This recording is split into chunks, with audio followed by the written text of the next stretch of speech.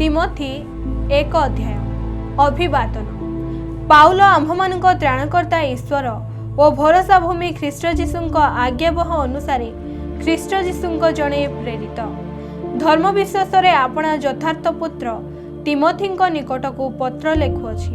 पिता ईश्वर और आम्भमानक प्रभु ख्रीष्ट जीशुंक ठारू अनुग्रह दया और शांति तुम्भ प्रति हेउ।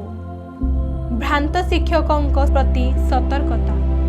मु माकादानिया को जीवा समय तुम्भको जे प्रकार अनुरोध करिथिली सेहीपरि तुम्भे ए विषय रही केतेक लोक जेपरि भिन्न शिक्षा न दियंती कि कल्पित गल्प और अशेष वंशावली रे मनोयोग न करती एथि निमंते सेमानकु आज्ञा दियो।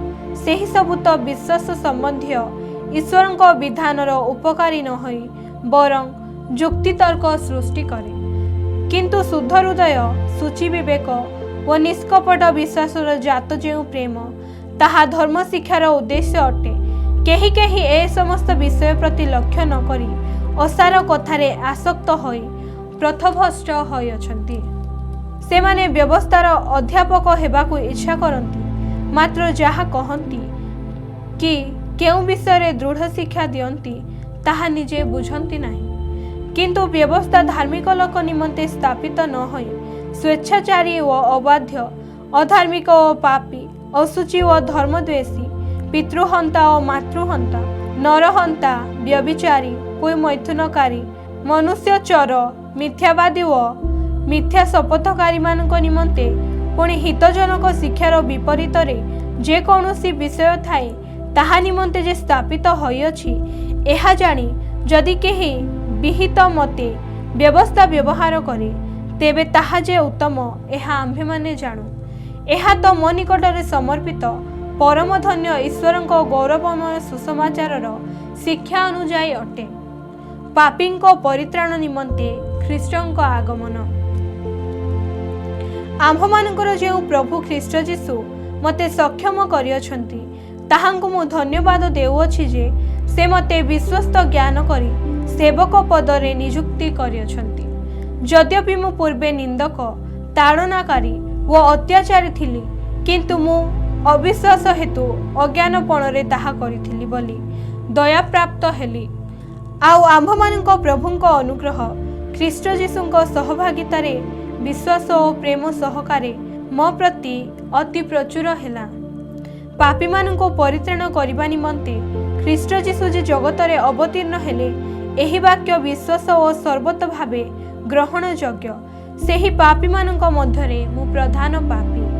तथापि जे माने भविष्यत काल रे अनंत जीवन पाइबा निमंते जीशु ख्रीष्टंक ठारे विश्वास करिवे सेमानक निकटे दृष्टांत स्वरूप हेबा पाई प्रधान पापी जे मु मोठारे से जेपरि आपणा पूर्ण चिर सहिष्णुता प्रकाश करंती एथि निमंते मु दया प्राप्त हेली।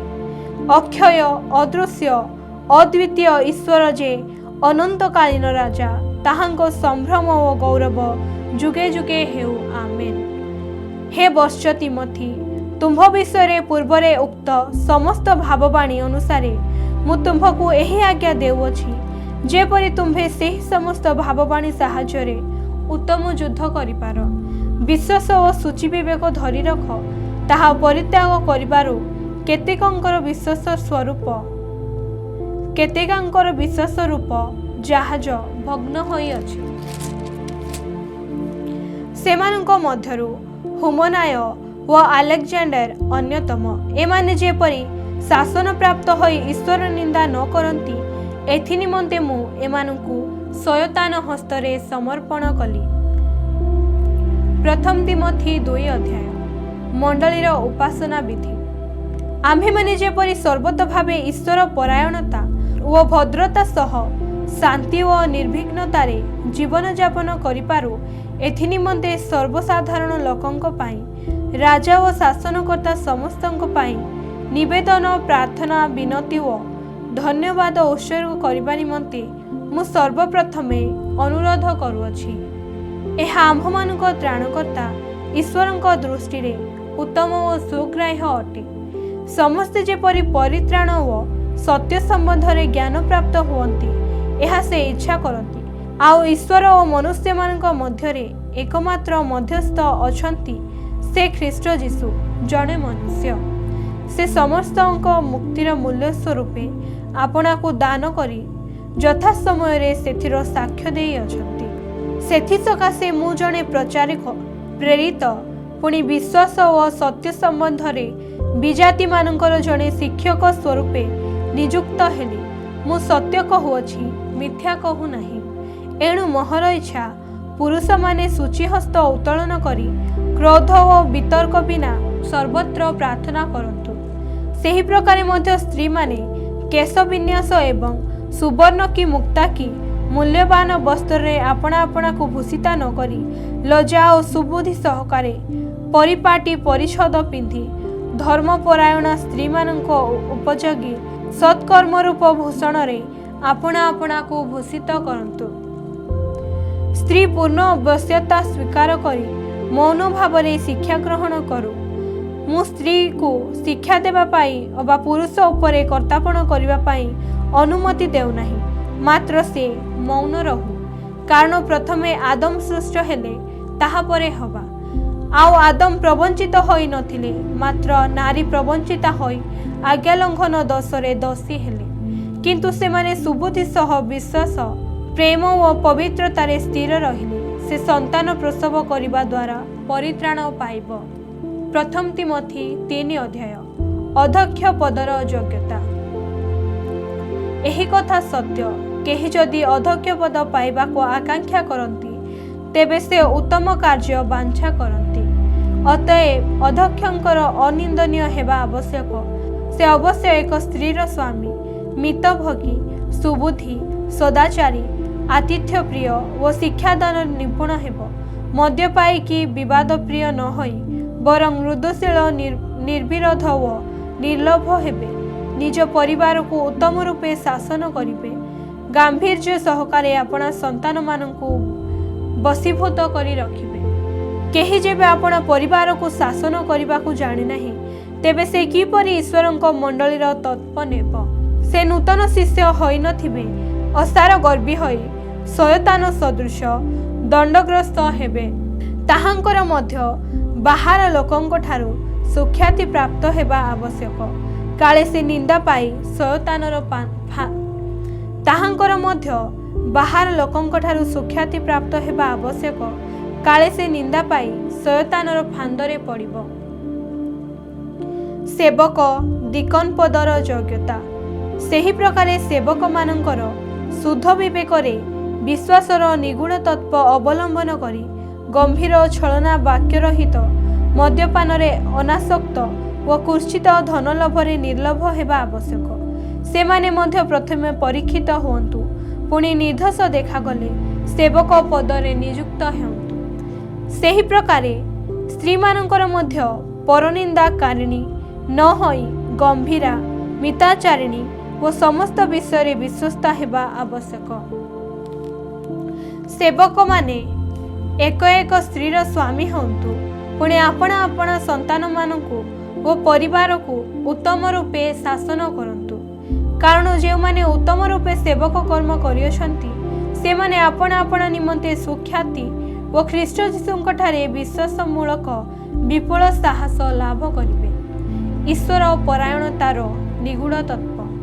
मु शीघ्र तुम्भ निकट को जीवी बोले आशा करुअछि, मात्र जेबे मोहर विलंब हुए तेबे ईश्वरंक गृहरे अर्थात सत्यर स्तंभ व भित्तिमूल स्वरूप जीवित ईश्वरंक मंडली रे किपरि आचरण करिबा हुए ताहा जेपरि तुम्भे ज्ञात हो, एहेतु एही समस्त तुम्भ निकट को लेखुअछि।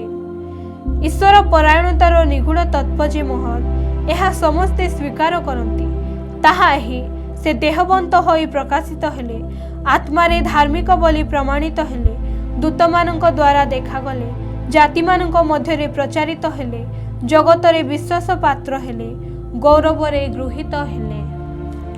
प्रथम तिमोथी 4 अध्याय।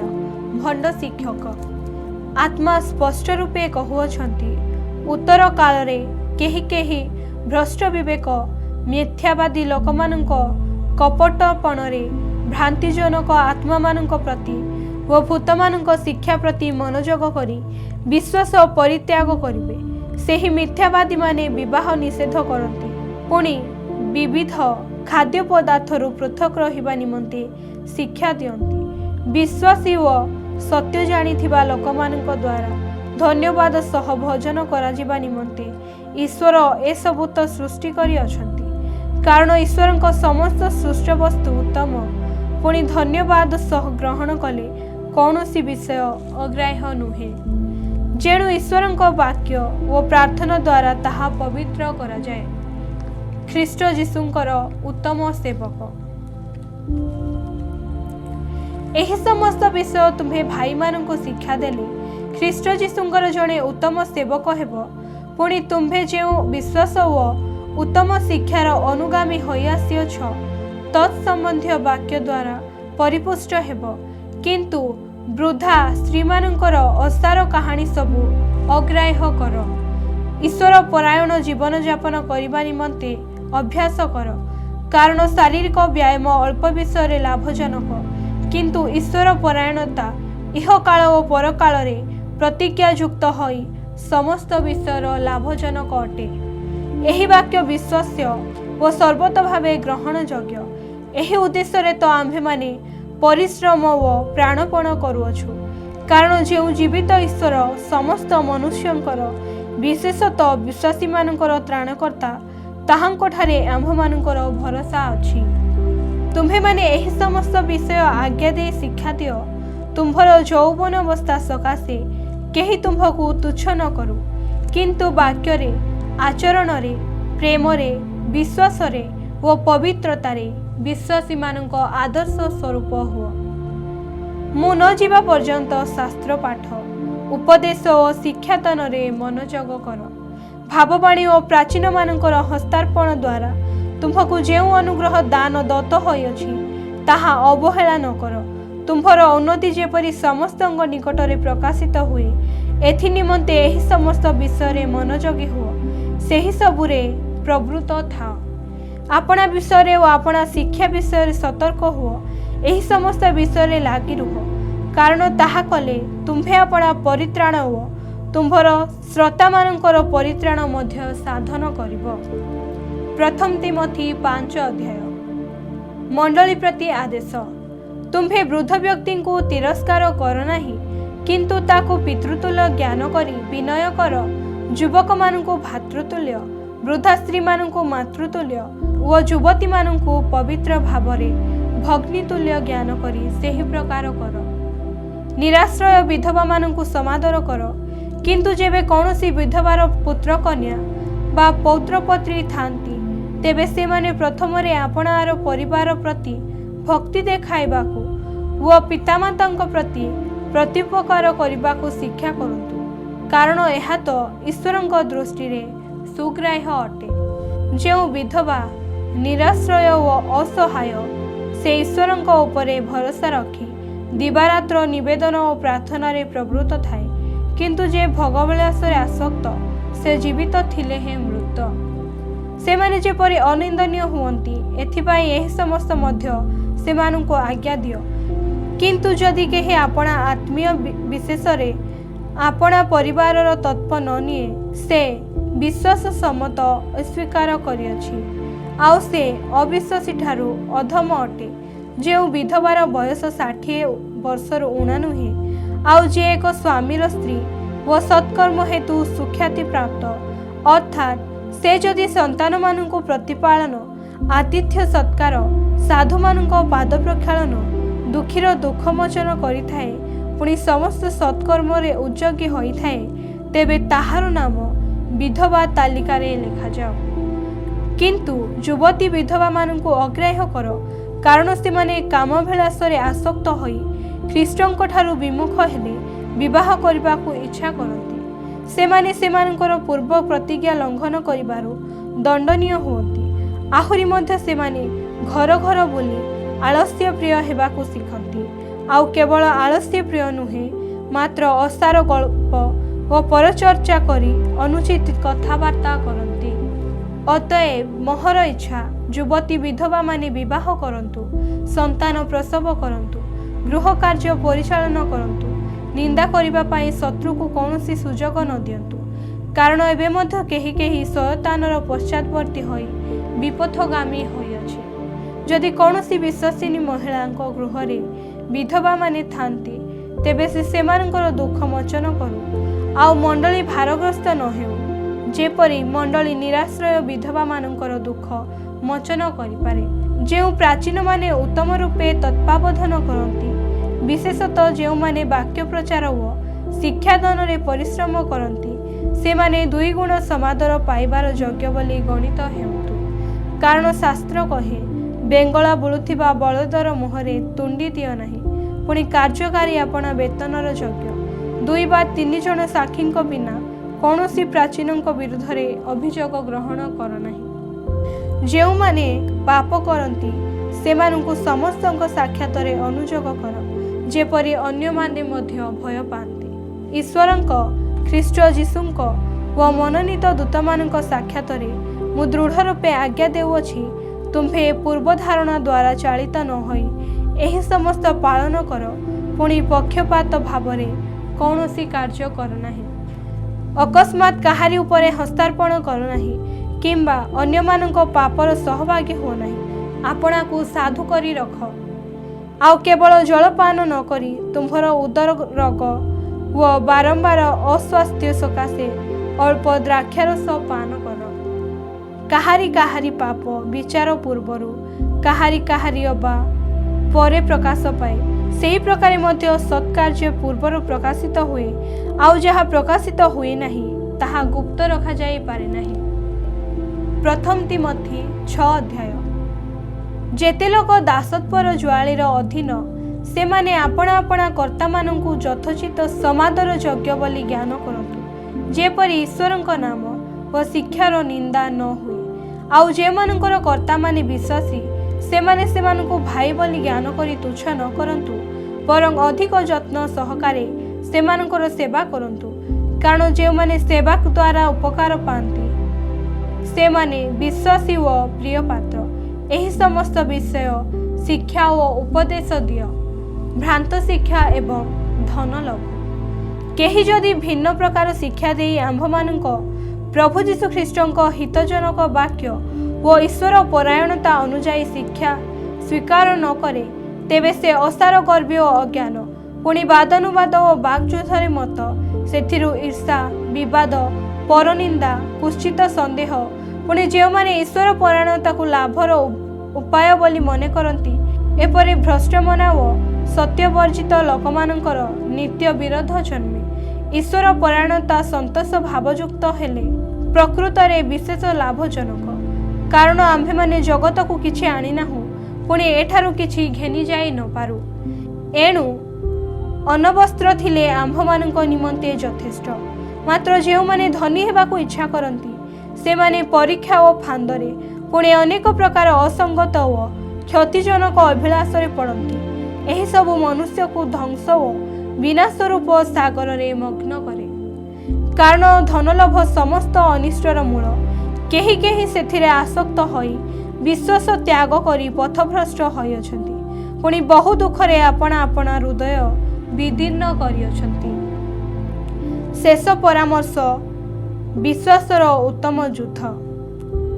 କିନ୍ତୁ ହେ ଈଶ୍ୱରଙ୍କ ଲୋକ, ତୁମ୍ଭେ ଏହି ସମସ୍ତରୁ ପଳାୟନ କରି ଧାର୍ମିକତା, ଈଶ୍ୱର ପରାୟଣତା, ବିଶ୍ୱାସ, ପ୍ରେମ, ଧୈର୍ଯ୍ୟ ଓ ସହିଷ୍ଣୁତାର ଅନୁଗାମୀ ହୁଅ। ବିଶ୍ୱାସର ଉତ୍ତମ ଯୁଦ୍ଧରେ ପ୍ରାଣପଣ କର, ଅନନ୍ତ ଜୀବନ ଧରି ରଖ। ସେଥିପାଇଁ ତ ତୁମ୍ଭେ ଆହୁତ ହୋଇଅଛ ଓ ଅନେକ ସାକ୍ଷୀଙ୍କ ସାକ୍ଷାତରେ ଉତ୍ତମ ସାକ୍ଷ୍ୟ ଦେଇଅଛ। ସମସ୍ତଙ୍କ ଜୀବନଦାତା ଈଶ୍ୱରଙ୍କ ସାକ୍ଷାତରେ, ପୁଣି ପନ୍ତିୟ ପିଲାତଙ୍କ ସମ୍ମୁଖରେ ଉତ୍ତମ ସାକ୍ଷ୍ୟଦାତା ଖ୍ରୀଷ୍ଟ ଯୀଶୁଙ୍କ ସାକ୍ଷାତରେ ମୁଁ ତୁମ୍ଭକୁ ଆଦେଶ ଦେଉଅଛି। ତୁମ୍ଭେ ଆମ୍ଭମାନଙ୍କ ପ୍ରଭୁ ଯୀଶୁ ଖ୍ରୀଷ୍ଟଙ୍କ ଆଗମନ ପର୍ଯ୍ୟନ୍ତ ଧର୍ମବିଧି ପାଳନ କରି ନିଷ୍କଳଙ୍କ ଓ ଅନିନ୍ଦନୀୟ ହୋଇ ରୁହ। ଯେ ପରମ ଧନ୍ୟ, ଏକମାତ୍ର ସମ୍ରାଟ, ଯେ ରାଜାମାନଙ୍କର ରାଜା, ପ୍ରଭୁମାନଙ୍କର ପ୍ରଭୁ, ଯେ ଏକମାତ୍ର ଅମର ଓ ଅଗମ୍ୟ ଜ୍ୟୋତିର୍ନିବାସୀ, ଯାହାଙ୍କୁ କୌଣସି ମର୍ତ୍ତ୍ୟ କେବେ ଦେଖି ନାହିଁ ବା ଦେଖିପାରେ ନାହିଁ, ସେ ଉପଯୁକ୍ତ ସମୟରେ ତାହା ଦର୍ଶାଇବେ। ଅନନ୍ତ କାଳ ପର୍ଯ୍ୟନ୍ତ ତାହାଙ୍କ ସମ୍ଭ୍ରମ ଓ ପରାକ୍ରମ ପ୍ରକାଶିତ ହେଉ। ଆମେନ୍। ଯେଉଁମାନେ ଇହକାଳରେ ଧନୀ ସେମାନେ ଯେପରି ଅହଙ୍କାରୀ ନ ହୁଅନ୍ତି ଏବଂ ଅସ୍ଥାୟୀ ଧନ ଉପରେ ନିର୍ଭର ନ କରନ୍ତି, ବରଞ୍ଚ ଭୋଗ ନିମନ୍ତେ ସକଳ ବିଷୟ ପ୍ରଚୁର ରୂପେ ଆମ୍ଭମାନଙ୍କୁ ଦାନ କରନ୍ତି, ଯେଉଁ ଈଶ୍ୱର ତାହାଙ୍କ ଉପରେ ନିର୍ଭର କରନ୍ତି, ପୁଣି ପରୋପକାର କରି ସମସ୍ତ ସତ୍କର୍ମରେ ଧନୀ ହୁଅନ୍ତି, ଆଉ ମୁକ୍ତ ହସ୍ତରେ ଓ ଉଦାର ଭାବରେ ଦାନ କରନ୍ତି। ଏଥି ନିମନ୍ତେ ସେମାନଙ୍କୁ ଆଜ୍ଞା ଦିଅ। ଏହି ପ୍ରକାର କଲେ ସେମାନେ ଭାବି ଜୀବନ ନିମନ୍ତେ ଉତ୍କୃଷ୍ଟ ମୂଳଧନ ଆପଣା ଆପଣା ପାଇଁ ସଞ୍ଚୟ କରିବେ, ଯେପରି ପ୍ରକୃତ ଜୀବନ ପ୍ରାପ୍ତ ହୁଅନ୍ତି। ହେ ତିମୋଥି, ତୁମ୍ଭଠାରେ ଯାହା ସମର୍ପିତ ହୋଇଅଛି ତାହା ରକ୍ଷା କର। ଅସାର ବକୁଆପଣ ଓ ତଥାକଥିତ ଜ୍ଞାନର ଯୁକ୍ତି ତର୍କରୁ ବିମୁଖ ହୁଅ। କେହି କେହି ତାହା ଅବଲମ୍ବନ କରି ବିଶ୍ୱାସ ସମ୍ବନ୍ଧରେ ପଥଭ୍ରଷ୍ଟ ହୋଇଅଛନ୍ତି। ଅନୁଗ୍ରହ ତୁମ୍ଭମାନଙ୍କର ସହବର୍ତ୍ତୀ ହେଉ।